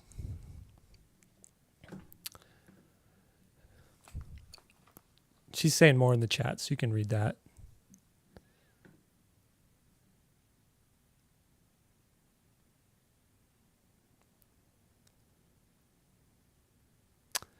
This whole journey, this is from Rahul, this whole journey of your Kickstarter campaign was super cool, with watching the progress of the book and your live streams just being the cherry on the cake. Happy to share this memory with you, Jake. I really appreciate that. I love that I sort of discovered live streams through this. I was doing them on Kickstarter, on Instagram, but it's nice to have brought it over to YouTube and to just kind of be here doing this thing. I want to thank Anthony Wheeler too. Like, he was here earlier, but he's the guy that kind of got me, like, just telling me, Jake, you gotta do live streaming, because he's a live streamer over on Twitch. And he does a really good job at it. So I appreciate everybody who's like showed up to these things and been a part of this. And I got to say too, like, you guys are way better behaved than the Instagram people. I don't know who's over on Instagram, but sometimes it doesn't feel as like homey, as it does over here. Allison can testify to that too. She reads all the comments.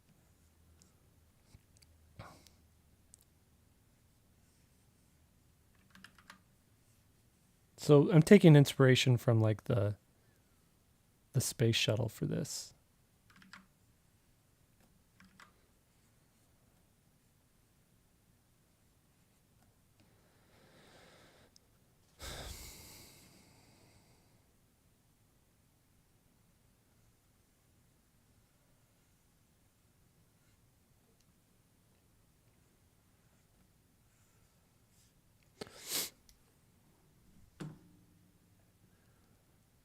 Oh, Anthony's still here. He's lurking. Just so happy for you. Thank you, Anthony. Seriously, though, if any of you are familiar with Twitch and you haven't checked out Anthony's streams, he's a fun guy to watch.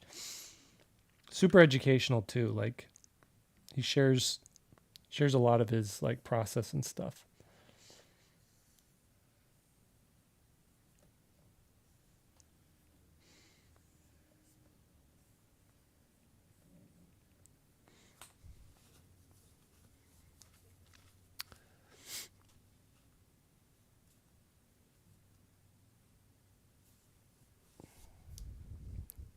Aki or Allison says on the flip side,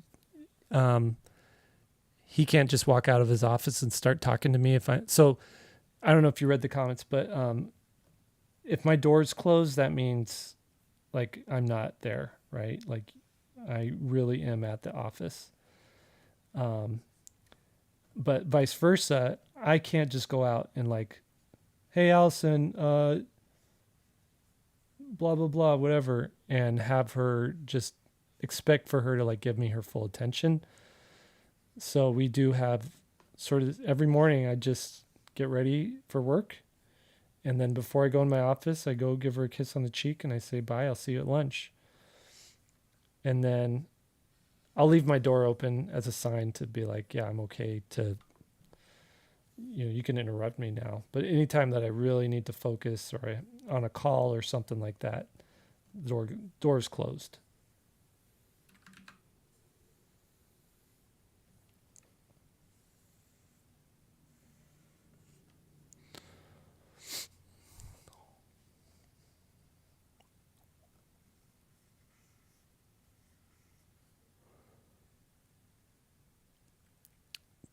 Dibuja de Gonzalo Paoli.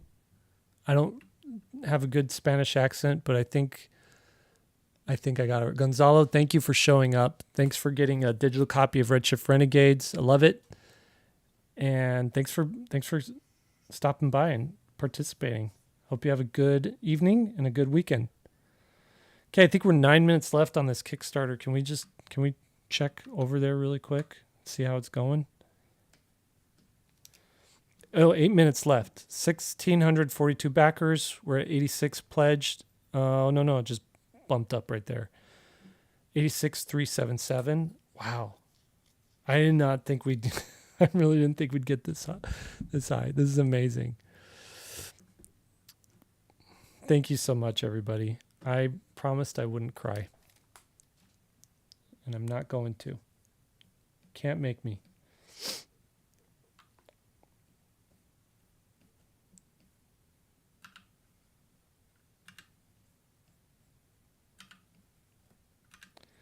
The other thing I'm not good at that I think really helps is including your spouse in a lot of the decisions. Any decision that definitely is going to affect them, obviously, but also just making sure they're not just along for the ride, but that they feel like they have, obviously they have skin in the game. You guys are sharing a home and you're sharing a life together. And so, so sometimes it's like the Jake show and that's not good. And I need to include Allison in any big decisions or any important, may not even be a big decision, but if it's an important decision. So that's another thing to keep in mind when you're working at home or you have like a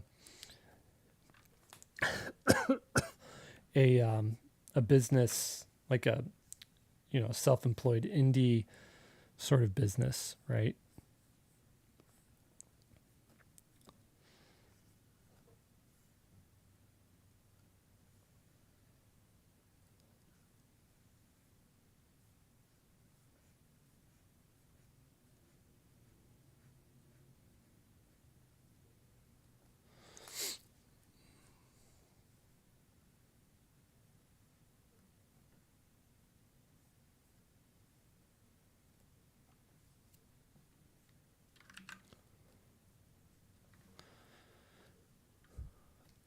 Sketched up 20 says, I've been to ask you. I noticed there's a Skyheart 1, a Skyheart 2 in your shop, and there's a book 1. What's the story there? Is the content overlapping or is it totally separate? Sorry that it's so confusing. This is me not being super organized with kind of putting Skyheart on the back burner. The book is the entire Skyheart story as it's finished thus far. The issue 1 and issue 2 are chapters 1 and chapter 2 in the book. So if you want to read all of Skyheart, order the book. But my goal is to do cover drawings for each of the chapters and release them as single issues. It's just so much on the back burner because of Redshift Renegades and this Kickstarter and stuff like that I haven't really done it. That's a good question though. Okay, let's throw some color in here. Let's throw some color in here.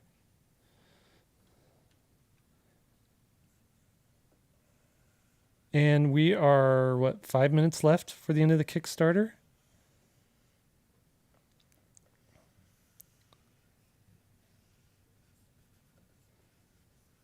I think everybody here has backed it, so thank you. And if you haven't, I totally understand. People are on a budget. You can't support every project that comes, your way. I get it. I would be dead broke if I backed every single project that I saw on Kickstarter. But if you can afford it, and if you know somebody who is into this kind of thing, man, every little bit counts. I would really appreciate it.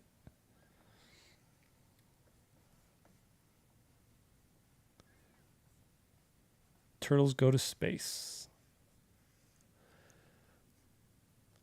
Oh, Jeremy Joseph is here. Oh, love Jeremy. You guys got to check out his stuff too. He's a really good streamer and inker artist guy. Thank you for signing up for the Patreon. Allison says she loves the ship I'm drawing. Oh, wow. My heart just skipped a beat. Literally. Thank you, honey. Allison is, we were born the same year. So she is just as much of a Turtles fan as I am. We actually forced the kids to watch the original Turtles movie not long ago.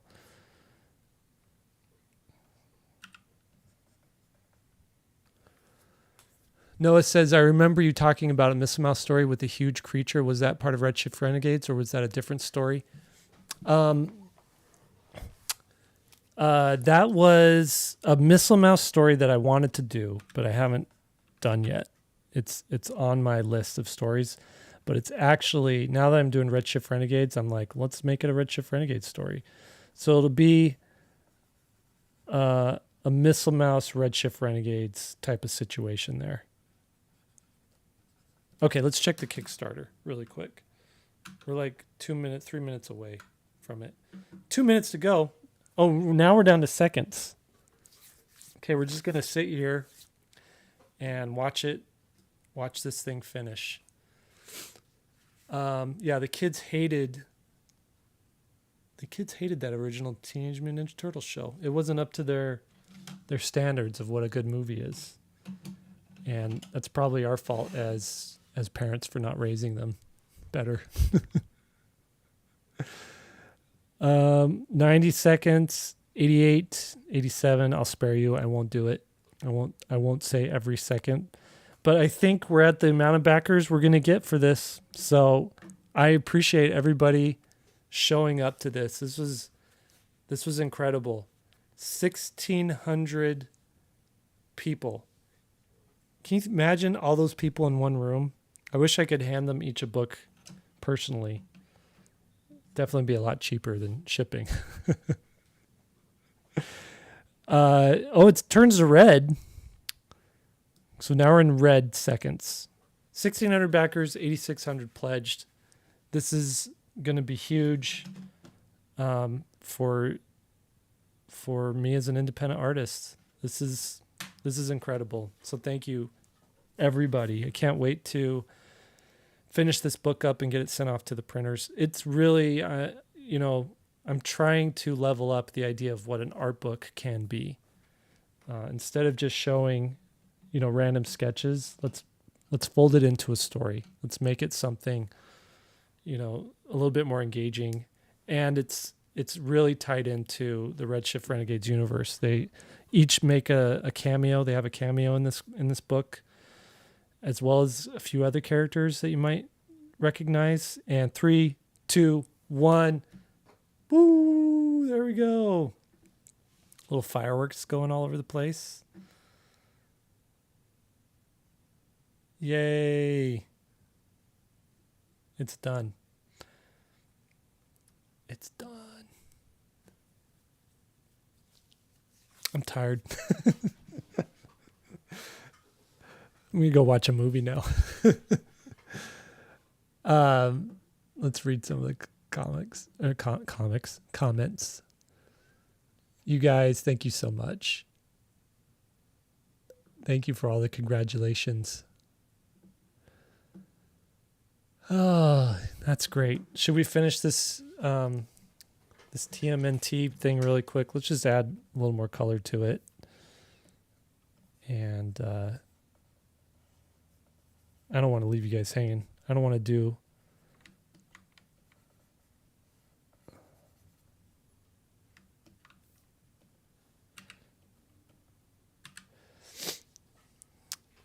Thank you again, everybody. Thank you so much for backing this book.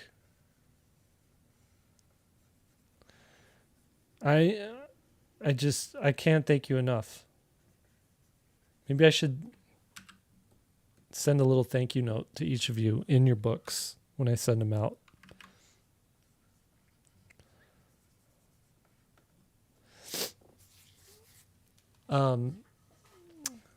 Now we can all relax, says Jeremy. The starship streaks through the blue hypergiant's magnetic field, says Orbital.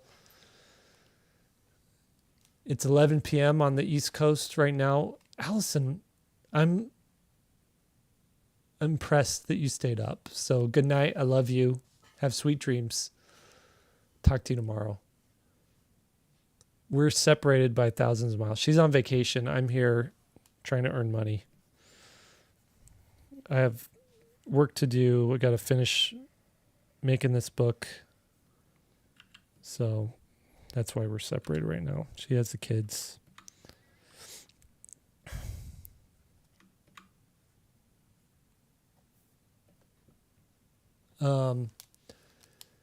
Austin says, super excited to see this book. I love that you're mixing art book and story together. The book looks great from what I've seen so far. Really looking forward to it. Thanks, Cautious. And more TMNT talk. Go Ninja, go Ninja, go. We spared the kids the rap. They have not seen that yet. Actually, no, the end of one, there is rap at the end of the first one. They weren't spared that. To be honest, they were asleep, many of them. They were asleep, so they did miss some of it.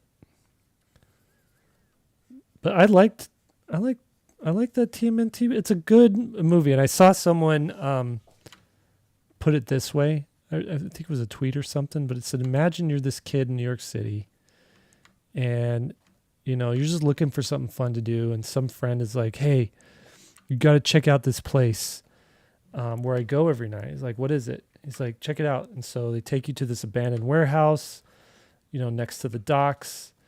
And you get inside and there's like video games and there's skateboarding and there's, like all the cigarettes you could want if that's what you're into. There's movies, there's pizza. It's just a huge party. And then you like go to the back room and you see all these dudes like practicing karate. And you're like, what is this? And they're like, yeah, we also learn karate while we're here. And so you're like, well, man, I really could like use something like that in my life. So you start to learn karate, right? And then pretty soon you become pretty good at it, and they make you a suit that you can wear, and they induct you into like their club called the Foot. And you're like, sweet, this is awesome. And there's like this really over the top guy that shows up every once in a while who wears like knives all over his body. And you're like, oh, that is so cool. He's rad. And he's like, seems legitimate because he's got a strong Japanese accent and he knows the moves really well. And you're like, this is so cool. And then the time comes where you're like, they want to send you out on a mission. And you're like, really? I'm going to go out. I'm going to do something with my life. I'm going to help somebody, or, I'm going to like, I get to fight somebody and I get to like help the clan out. Right. And you're out on your mission that first night. And all of a sudden, out from the shadows, a human-sized turtle shows up and starts fighting with you. And they're like talking like a surfer guy. How crazy would that be? That's the, I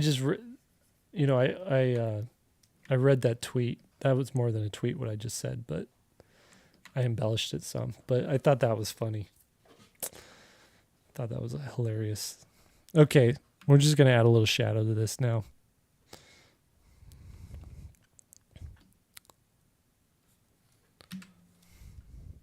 It really make me question my life choices after that. Like, really, turtles can be ninjas and they could fight? And they could talk like surfers?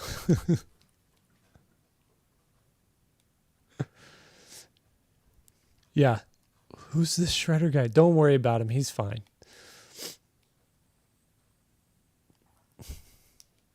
Mark's taking off. Got to drop. Real life pulling me away. Totally cool. Listen, the fact that you're here this long is amazing. Thanks for the congrats on the Kickstarter. I really appreciate it. Can't wait to get you your copy. I'm gonna add some shadow to this thing, and then I think I'm gonna call it a night too. We're just gonna shadowify this ship. How did we get here? A Teenage Mutant Ninja Turtles spaceship.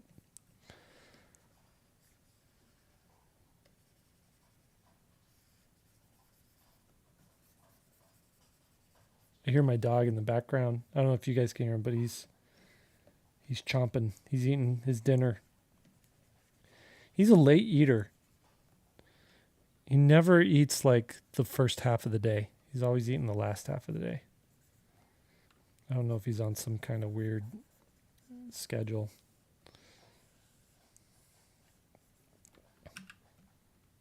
I'm so glad this Kickstarter's done. I always forget. You always think, oh, I'll launch a Kickstarter. I'll just let the thing go and, move on to other stuff and check on it, check it on it at the end of the day. But there's always questions to answer. You always feel like you can't promote it enough. So you keep coming back to it and you keep checking it. And now that it's over, it kind of frees you up.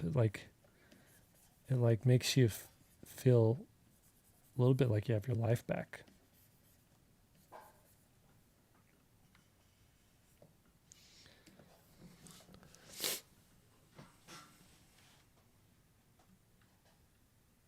Austin says, if you do add a thank you note with each book, you should include this ship on the note. The Teenage Mutant Ninja Turtle ship.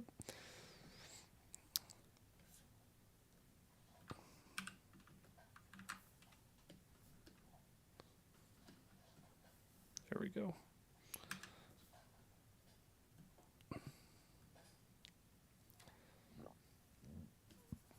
I'm going to add a little bit of shadow there. Now, for some of these, actually, we're going to switch this to 50%.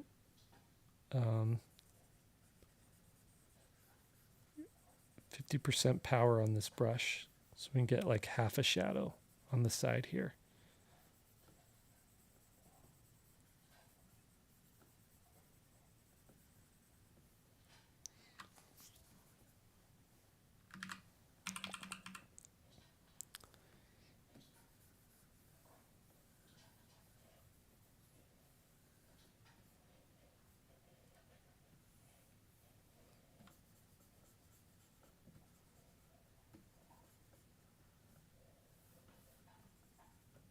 There we go. We got some of that going on. All right, now we're just going to add a highlight layer to this thing. Overlay 50%. We can get white.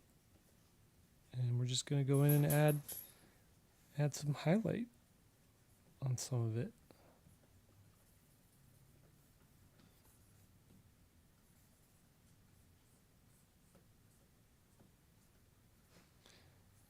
A little shine right there. A little shine on some of this there. Definitely got to put it down on here at the bottom of that. And, something right there like that. We'll turn off. Maybe the sketch would look good over the top of it. Nah, I don't like that. Jason Paul Shastine says, Mondo backers, Jake, Cowabunga. That's right. Cowabunga, dude. Thank you for that. I could see turtle aliens existing in the Missile Mouse universe. I should do a turtle alien. It's not a bad idea. Jeremy says, I just figured out multiply and overlay layers, so I feel like I'm in the 21st century. Welcome to the 21st century. We've been waiting for you. Turtles are going to do some high density plasma surfing on Venus's stratosphere. That's right. One other thing we got to add to this is a little bit of light on the windows. We're going to switch to an airbrush. Just a little bit of highlight there. There we go. And we're going to switch to this brush and just have a little bit of spectral highlights on some of this.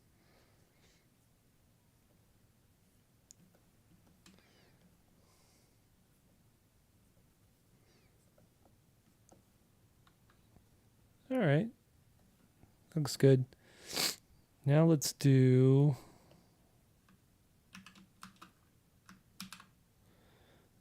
we're going to do our blending options, and we're going to give it a little bit of a